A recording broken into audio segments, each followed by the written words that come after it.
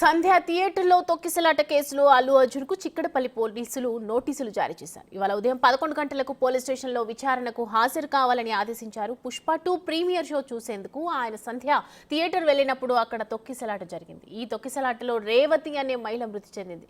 ఆమె కుమారుడు శ్రీతేజ్ గాయపడి ఆసుపత్రిలో చికిత్స పొందుతున్నాడు. ఈ ఘటనకు అల్లు అర్జున్ ర్యాలీ నిర్వహించడమే కారణమని ఆరోపిస్తూ కేసు నమోదు చేశారు. కేసులో ఆయన అరెస్ట్ అయ్యి జైలులో కూడా ఉన్నారు. అయితే కోర్టు మధ్యంతర బెయిల్ మంజూరు చేయడంతో ప్రస్తుతం బయట ఉన్నారు. ఈ కేసులో లోతుగా విచారణ చేయాల్సి ఉందని పోలీసులు మరోసారి నోటీసులు ఇచ్చారు.